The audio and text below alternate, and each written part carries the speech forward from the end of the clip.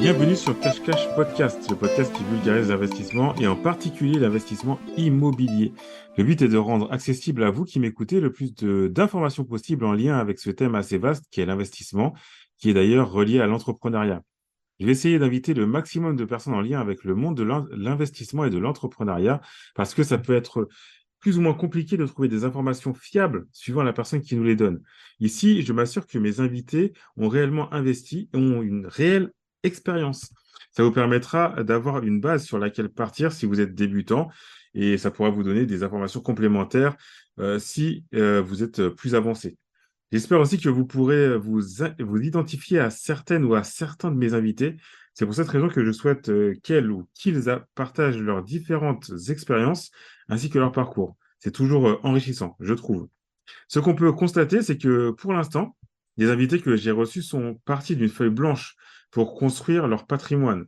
Donc, pas d'héritage ou de don d'appartement, en tout cas de ce qu'ils m'ont dit et de ce que je sais. Et j'espère que ça te motivera à passer à l'action et à comprendre que contrairement à ce que l'on pense, les gens qui achètent de l'immobilier ne sont pas forcément issus de familles riches. Sinon, pour soutenir le podcast, je t'invite à mettre 5 étoiles sur Apple Podcast ou sur Spotify, bien sûr, si le podcast te plaît. Ça m'aidera à être plus visible et donc à progresser. Et je te remercie vraiment d'avance parce que souvent, on néglige ces aspects-là, le fait de noter ce qu'on écoute, le fait de commenter. Mais il faut savoir que les algorithmes, bah, c'est un peu comme avec Instagram. L'algorithme d'Instagram essaye de savoir bah, comment il essaie de savoir si une vidéo ou un post te plaît.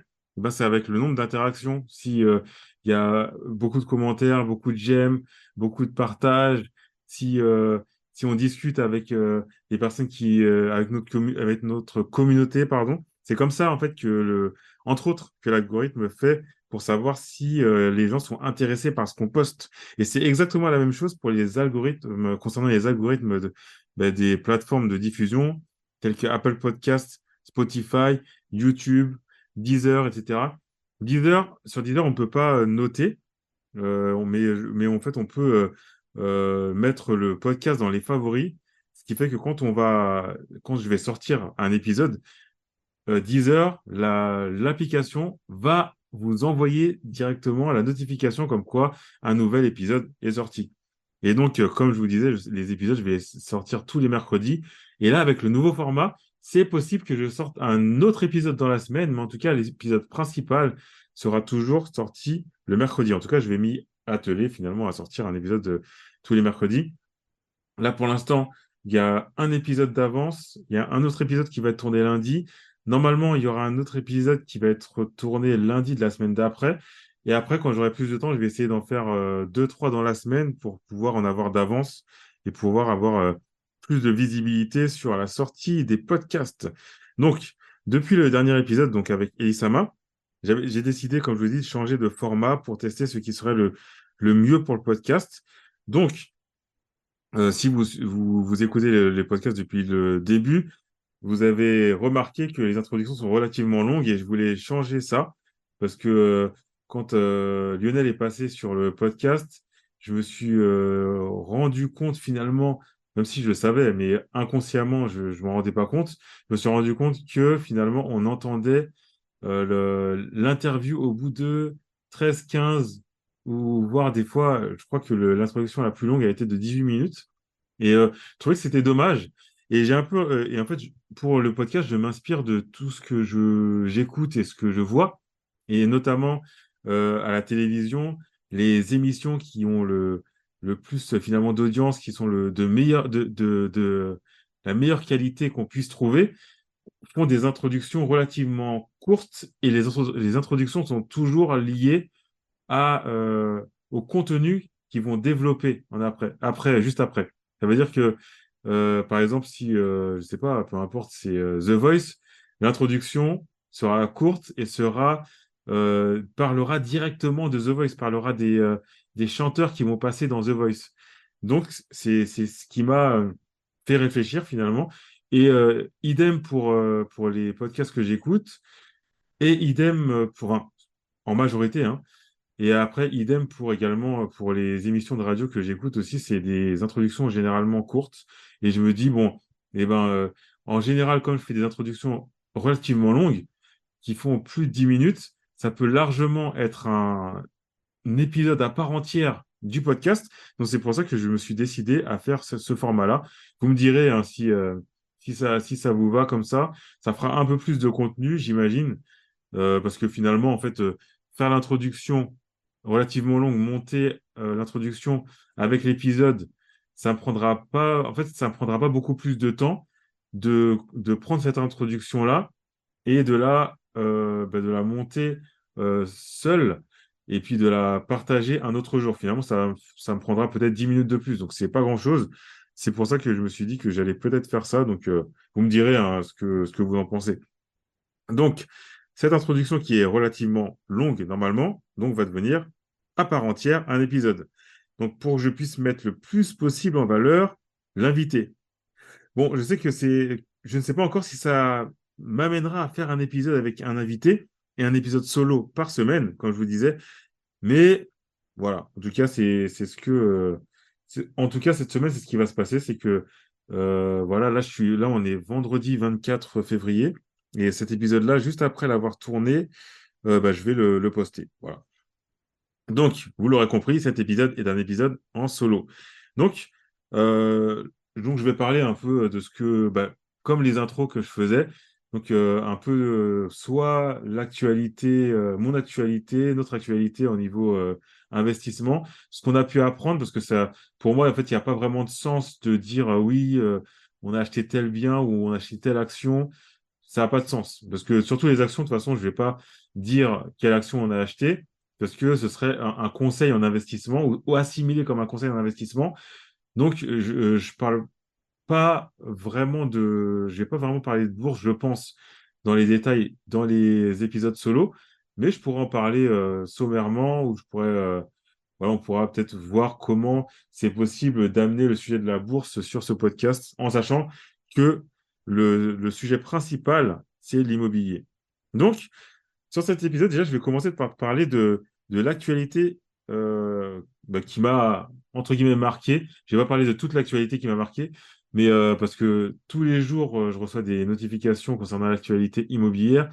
Ma femme m'envoie beaucoup aussi d'articles à lire concernant l'immobilier ou l'entrepreneuriat en général. Donc, je vais m'arrêter sur deux idées, sur une idée en fait que j'ai trouvée intéressante. C'est c'est le fait que le secteur immobilier est en difficulté. Donc, je trouve que c'était important à souligner parce que ça pourrait mettre en difficulté certains investisseurs, certaines personnes qui voudraient vendre ou qui auraient voulu vendre leurs biens à un certain prix et qui ne pourront pas vendre au prix qu'ils voulaient. Mais ça peut aussi donner des opportunités aux investisseurs ou aux personnes qui voudraient faire des offres en dessous du prix affiché et qui pourraient faire des bonnes affaires finalement dans la conjoncture actuelle, puisque c'est plus difficile d'obtenir un prêt immobilier.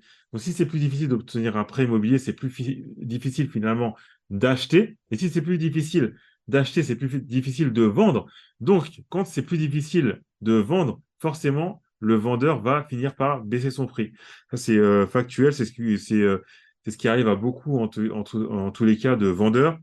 Ben, quand c'est difficile de vendre, quand le bien reste longtemps sur le marché, ben, finalement, le prix va baisser. Parce que si on s'obstine à vouloir mettre un prix élevé au-dessus du prix du marché, en tout cas, on aura peu de visites, voire pas de visites du tout. Donc, c'est pour ça que ça peut en mettre certaines personnes en difficulté et avantager d'autres personnes dans cette situation actuelle. Parce qu'on a aussi les passoires thermiques qui vont être interdites, certaines en tout cas, à la location. Donc, certains propriétaires de ces passoires thermiques-là se sont précipités pour vendre. Ça s'est un peu calmé, enfin, en tout cas dans ce que je constate, mais il y a toujours des biens à vendre qui sont des passoires thermiques et les gens soit n'ont pas la capacité financière de faire les travaux pour faire remonter la lettre, soit c'est tout simplement pas possible de faire des travaux dans le logement sans dénaturer le logement. Donc, ils préfèrent vendre ce logement peut-être à quelqu'un qui va habiter dedans parce que les passoires thermiques vont être certaines, les plus mauvaises en tout cas, vont être interdites à la location, mais les gens pourront y vivre s'ils sont propriétaires. Donc voilà, mais ce sera interdit à la location pour les plus mauvais élèves, on peut dire. Donc, on constate que dans l'ancien, ça ralentit et dans le neuf, ça s'écroule. Au niveau des pourcentages de vente, je crois, moins 22%. Enfin, de projets en moins. Donc, c'est un secteur qui avait le vent, qui poussait ce secteur, en fait, mais là, ça ralentit, ça devient compliqué, même quand on discute avec des personnes qui travaillent dans la construction de maisons individuelles, ça ralentit fortement, ça devient difficile. Certains pensent même à changer de métier, à repartir dans l'ancien, parce que l'ancien, finalement, c'est peut-être un peu plus facile, finalement, de vendre dans l'ancien, même si c'est pas facile hein, de vendre. Mais en fait, voilà, c'est peut-être pas le terme, mais en tout cas, c'est moins difficile, on peut dire, de vendre dans l'ancien actuellement que de vendre du neuf, parce que le neuf, généralement, est plus cher que l'ancien. Donc, factuellement, si c'est plus cher que l'ancien, les gens vont se tourner vers l'ancien pour pouvoir avoir peut-être des prix moins élevés et pouvoir aussi négocier, ce qui n'est pas possible de faire, en tout cas dans la même mesure, dans le neuf, puisque comme c'est neuf, il n'y a pas vraiment de point de négociation, mis à part le fait que si on tombe sur une entreprise qui vend peut-être 30 appartements, qui a du mal à en vendre avant les 10 derniers, peut-être qu'elle fera des prix, mais c'est pas du tout dans la même proportion que dans l'ancien. Donc, j'ai dit que l'ancien ralentit, le neuf s'écroule. C'est lié à la hausse des taux, notamment, et aux difficultés à acheter et donc à vendre. Il y a trois raisons qui sont amenées par BFM Imo. C'est la difficulté d'accès au crédit. Deuxièmement, c'est le contexte général qui est tendu. Et troisièmement, c'est euh, l'engouement pour l'exode vers les villes moyennes qui ralentit. Donc, il y a moins de gens qui veulent aller dans les campagnes ou en tout cas dans les villes moyennes. Donc, s'il y a moins de gens qui veulent y aller, forcément, il y a moins de visites. Il y a moins de visites, il y a moins d'offres, il y a moins de ventes. Voilà, c'est comme ça. Donc, alors, ah oui, il y avait une autre idée que je voulais aborder, c'était le fait que le gouvernement voudrait réguler plus fortement les meublés de tourisme. Donc, notamment, les meublés de tourisme, ce qu'on appelle communément Airbnb. En fait, on peut l'appeler location courte durée ou location saisonnière. Voilà, c'est ça que le gouvernement veut réguler plus fortement. C'est déjà régulé dans certaines villes, notamment dans Paris, où on ne peut pas louer sa résidence principale ou en tout cas un logement plus, je crois, de la moitié de l'année. Mais en fait, ça, c'est un chiffre que je vais vous redonner parce que je ne l'ai pas. Mais en tout cas, c'est limité. On ne peut pas louer 365 jours sur 365 à Paris, ce qui aurait été possible de faire parce qu'il y a du tourisme, mais c'est pas possible de faire. Et il faut aussi une surface en compensation. C'est-à-dire que si on met un bien en location saisonnière, il faut avoir un bien en location classique à opposer avec ce bien. Donc, ça limite fortement finalement les investisseurs qui veulent investir, qui voudraient investir à Paris, parce que tout le monde n'a pas la capacité d'acheter deux biens en même temps qui pourront faire la bascule finalement. Voilà, parce que le fait d'avoir un bien immobilier en location courte durée, ça, on va dire que ça fausse un peu le marché, ça amène une difficulté supplémentaire sur le marché, en tout cas parisien. Je parle du marché parisien parce que c'est le marché que je connais le mieux. Parce que à Paris, c'est déjà très tendu, c'est déjà compliqué de trouver un logement. Donc, si on ajoute à ça les logements en location courte durée, et ben finalement, il y aura moins de logements à louer. Donc, c'est ce qui a amené finalement la mairie de Paris à être dure avec les locations saisonnières.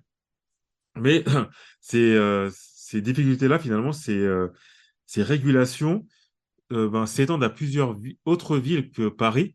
Ça s'est étendu à la région, enfin, à la région parisienne, donc à l'Île-de-France, à la région, enfin, en tout cas, à la petite couronne. Ça s'étend aussi à plusieurs grandes villes. Je crois qu'il y a Bordeaux, il y a d'autres villes également. Et ça veut s'étendre, enfin, ils veulent étendre encore cette régulation, cette forte régulation à d'autres villes. Bien sûr, il y a des villes qui vont être relativement épargnées en tout cas à mon sens, parce qu'il y a des villes où la location saisonnière fonctionne, mais il y a quand même un marché de la location classique qui est entre guillemets ralenti. On a un peu de mal à trouver des locataires.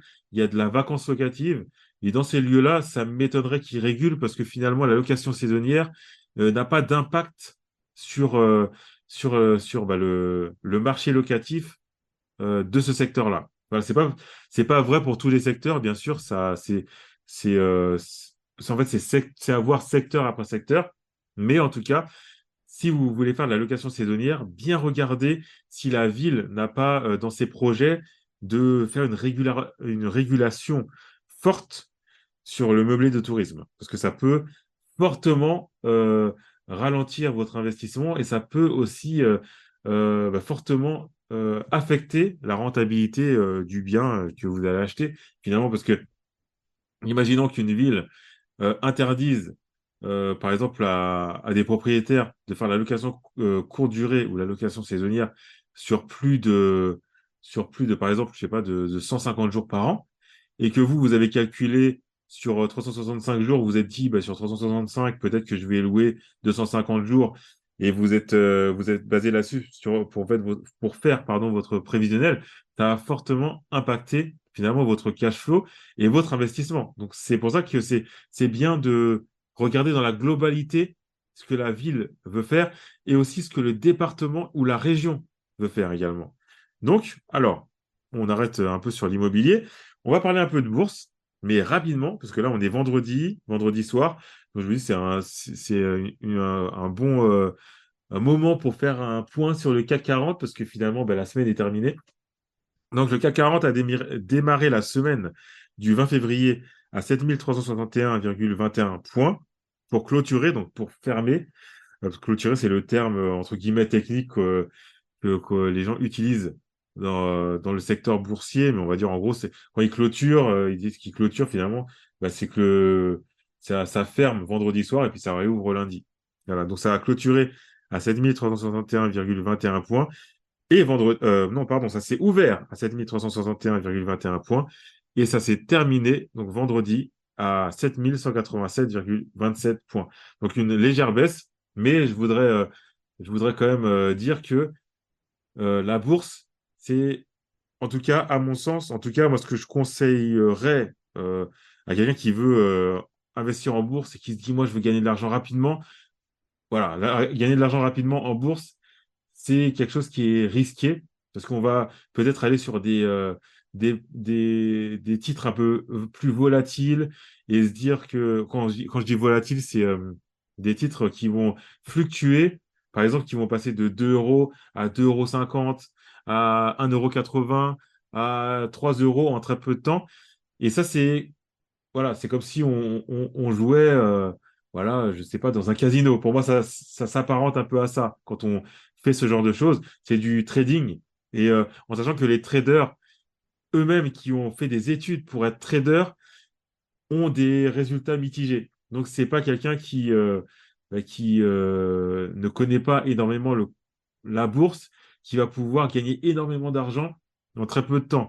Ça peut arriver, mais en tout cas, si on regarde en globalité, en général, quand on réagit comme ça en faisant du très court terme, on perd de l'argent. Donc, le mieux quand on rentre en bourse, c'est se dire, je vais placer mon argent sur plusieurs actions, peut-être sur des ETF, et je vais garder aussi, je vais garder ces actions ou ces ETF, ces trackers, voilà, ou ces fonds plusieurs années ou en tout cas plusieurs mois ou plusieurs années. Et ça permettra de lisser finalement, entre guillemets, les pertes parce que en bourse, finalement, tant qu'on n'a pas retiré son argent, il n'y a pas de perte. On peut être à moins 80% si on investit régulièrement des sommes raisonnables qui vont avec notre budget. Au bout de 20 ans, on sera gagnant. C'est factuel. En tout cas, enfin, c'est factuel. En tout cas, ce qu'on a remarqué au fil des années, c'est que la bourse a un rendement relativement élevé sur les 20 dernières années, en tout cas. Mais ce que disent souvent les analystes, ou ce qu'on peut lire en tout cas, c'est que les performances passées eh ben, ne préfigure pas les performances futures. C'est-à-dire qu'on ne peut pas dire, tiens, cette action-là, elle a fait 20% sur les 20 dernières années. Ça ne veut pas dire que sur les 20 prochaines années, elle va faire aussi 20%. Ou une action qui a fait 15% l'année dernière, par exemple, ne va pas forcément faire 15% cette année-là. Donc, c'est pour ça que c'est bien de garder une action et sur du long terme et de voir cet investissement comme du long terme. Voilà, c'est comme dans l'immobilier. On peut voir l'immobilier en court terme, mais on peut voir l'immobilier aussi sur du long terme. Plus, En tout cas, plus on va sur un système rémunérateur, que ce soit en bourse ou en immobilier, plus on a un risque qui s'accroît. Donc, par exemple, vous voulez acheter un bien immobilier, le mettre en location, vous le mettez en location nue. Location nue, c'est compliqué de sortir de se payer tous les mois, mais c'est plus simple à mettre en œuvre, c'est plus simple à faire gérer, il y a moins de risques. Parce que forcément, il n'y a pas de meubles et tout ça à changer, il y a des choses à faire, mais voilà. Fiscalement, c'est pas ce qu'il y a de mieux forcément, quoique on pourrait parler de fiscalité, mais c'est pas ce qu'il y a forcément de mieux, quoique ça dépend des situations. Mais c'est simple à mettre en œuvre, donc moins de risques. Le meublé, un peu plus difficile à mettre en œuvre parce qu'il faut meubler le logement. Au niveau fiscalité, ça peut être un peu mieux suivant les profils. Et voilà, on trouve en fait un peu moins, on peut pas mettre n'importe quel logement en location meublé. Donc, un peu plus difficile à mettre en œuvre que la location nue, mais on trouve quand même des locataires. Et les locataires, si on n'a pas un logement très petit, vont rester quand même un certain nombre de temps. Donc, le risque est moindre aussi. Et donc, voilà, on a quand même un cash flow. On peut avoir en tout cas un cash flow positif, mais ce n'est pas ce qui va être le plus rémunérateur.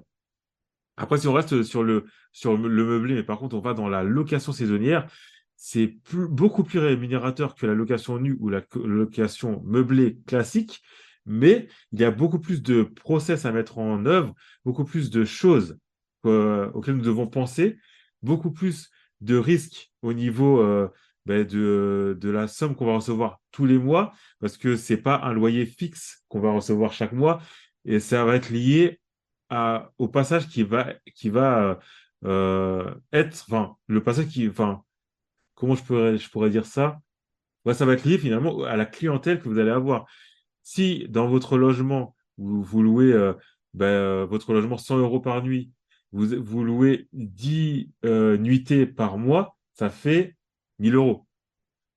Mais si vous vous êtes dit, ben moi j'ai besoin de 2 000 euros pour faire tourner correctement cet appartement, il faudra 20 nuitées pour être à l'équilibre.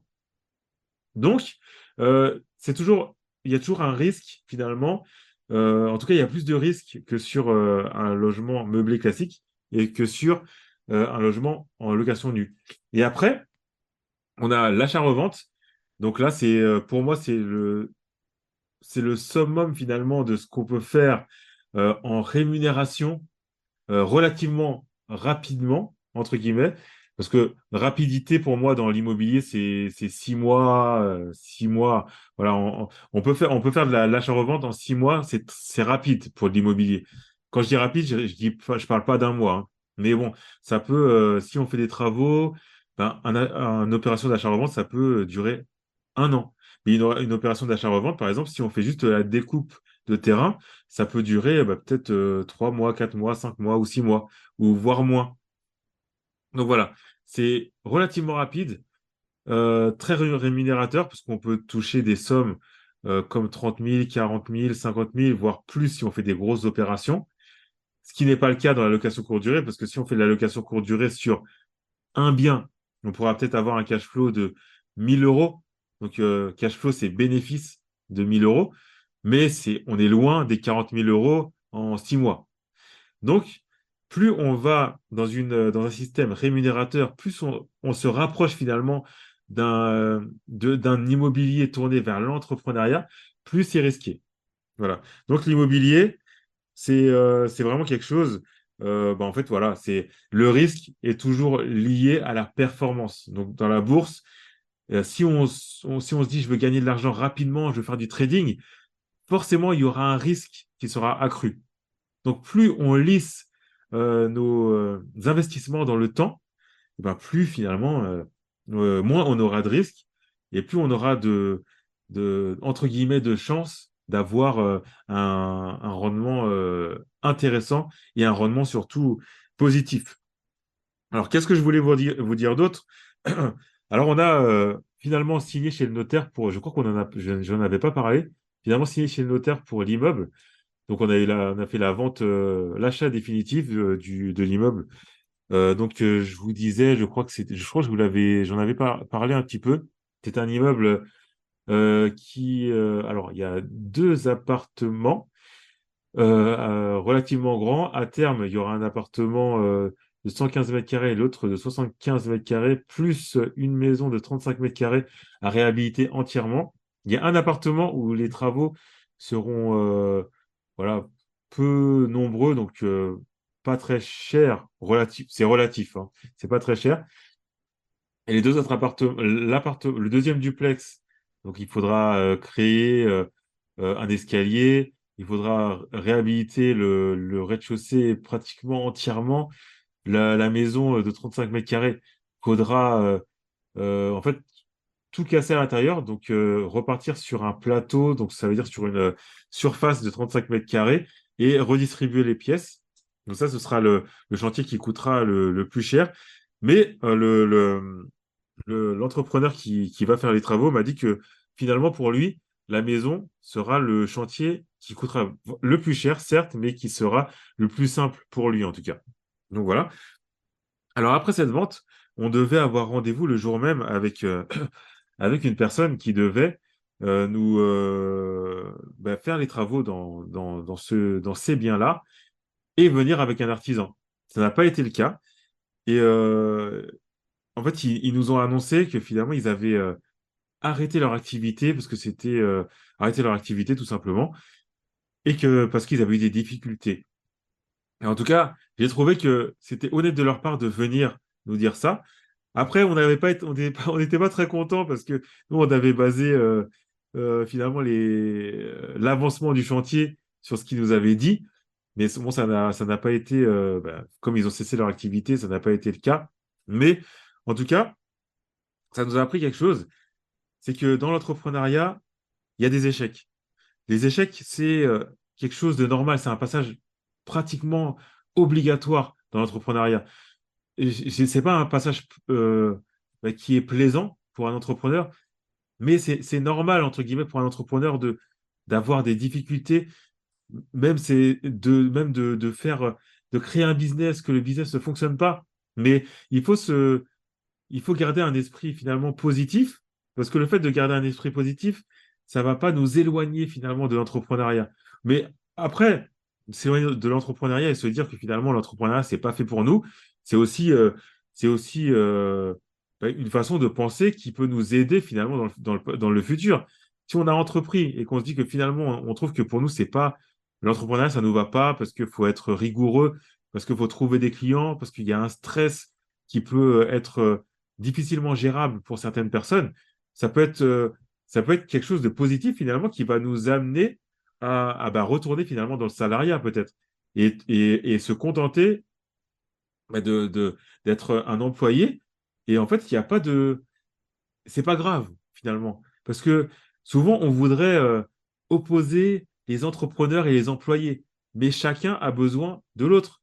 Un entrepreneur qui entreprend dans le bâtiment, par exemple, qui veut créer une entreprise je sais pas, de 20 personnes, aura forcément besoin d'employés.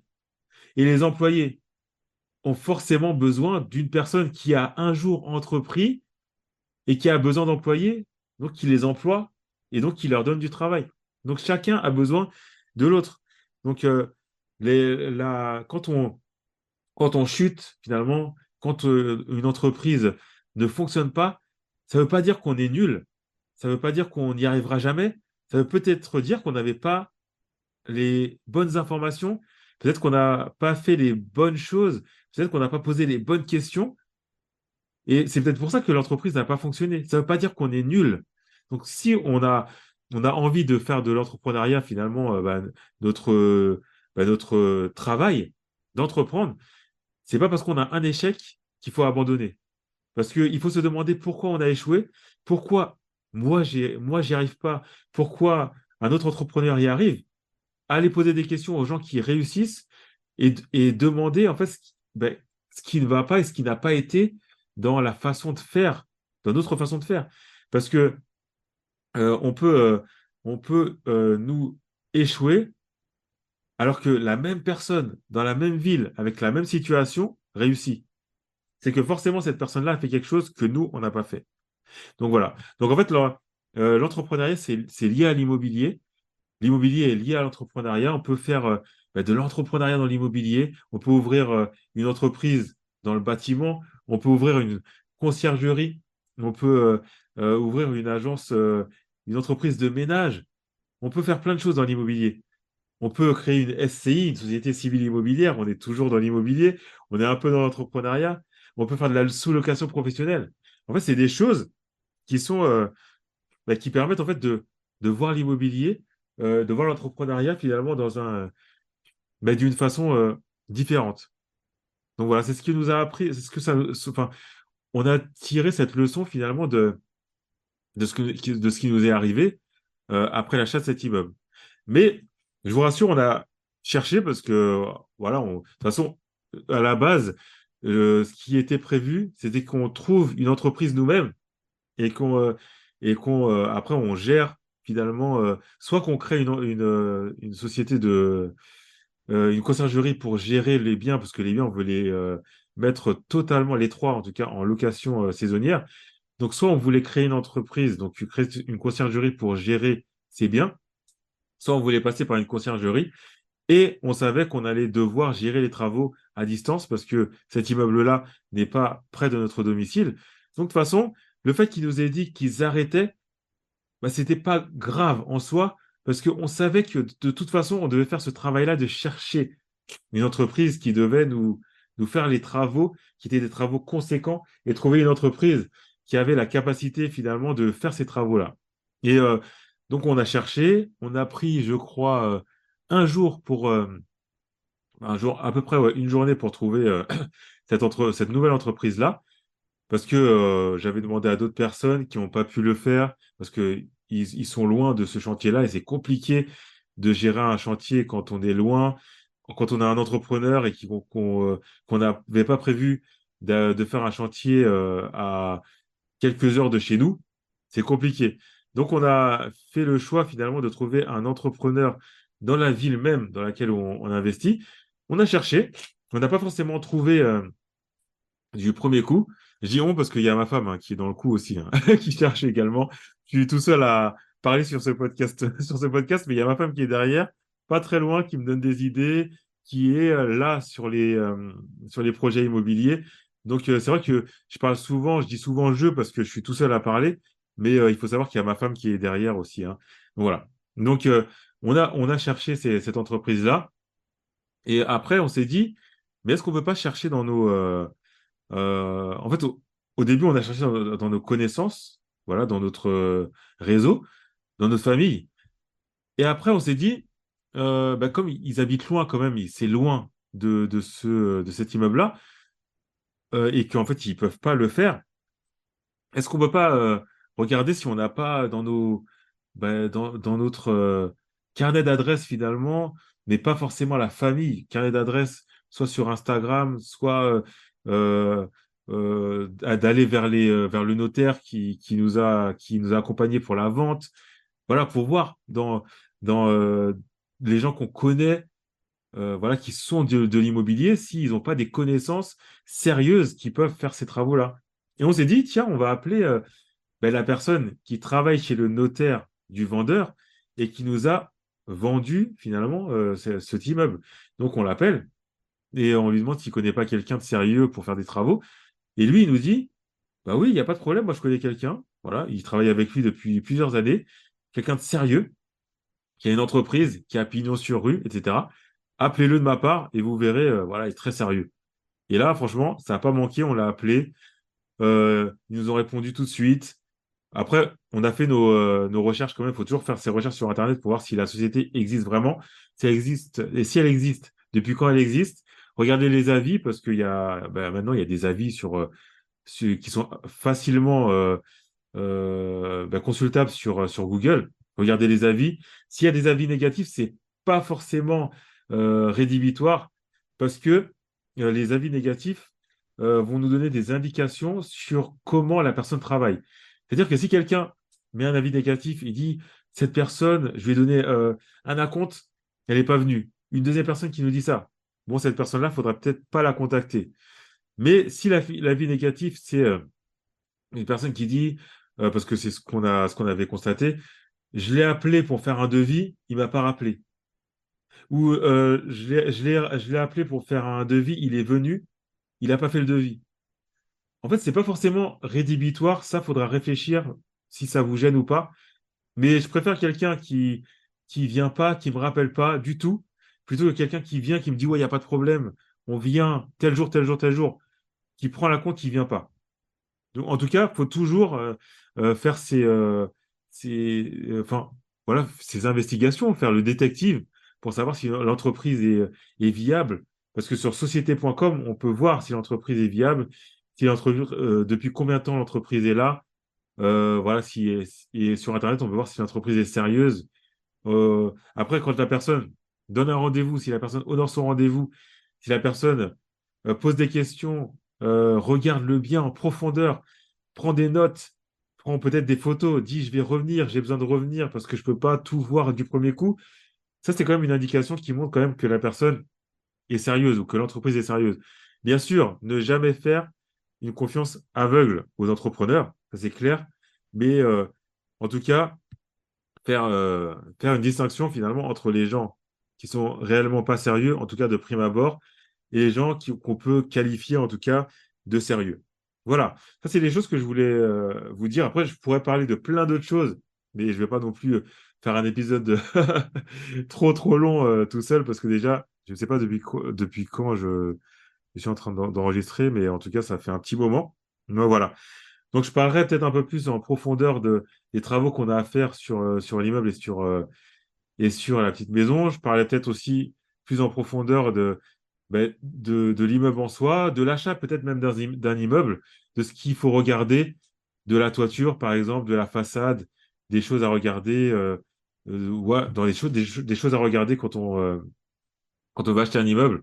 Ou voilà. En tout cas, vous me direz si ça vous intéresse que je parle de ces points-là, ou peut-être que même que j'invite quelqu'un qui a acheté des immeubles et qui veut aller dans les détails de comment acheter l'immeuble, des erreurs à ne pas faire. Si ça vous intéresse, ça, je pourrais trouver quelqu'un assez facilement, en tout cas, qui pourra me parler de ça. En tout cas, je vous remercie d'avoir écouté cet épisode jusqu'au bout. J'espère que ça vous a plu. J'espère que ce nouveau format vous plaira et vous plaît déjà. Le fait de segmenter, d'avoir l'épisode 100% entre guillemets invité avec l'introduction et la conclusion tournée vers l'invité, puis un autre épisode, en fait, comme les introductions que je faisais mais voilà, qui est un épisode à part entière, donc qui ne va pas faire, entre guillemets, un peu d'ombre à l'invité, parce que le but est de mettre en avant l'invité qui est invité, parce que c'est déjà gentil de passer sur le podcast.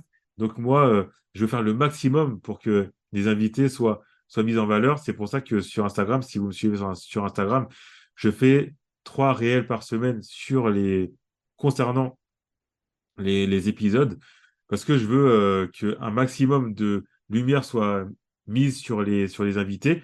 Bien sûr, ça me fait plus de visibilité, mais le but premier, en tout cas pour moi, c'était de mettre en valeur l'invité parce que je trouve que c'est sympa, je trouve, de venir sur un podcast. C'est sympa de donner son ressenti, de nous expliquer son parcours, de nous expliquer comment il a fait pour investir. Je trouve que c'est un partage qui est plein de générosité. Donc, c'est pour ça que j'essaie d'être généreux en retour avec les invités. Donc voilà, je vais m'arrêter là pour aujourd'hui. Je vous remercie encore une fois d'avoir écouté cet épisode jusqu'au bout et je vous remercie pour votre écoute, pour votre assiduité.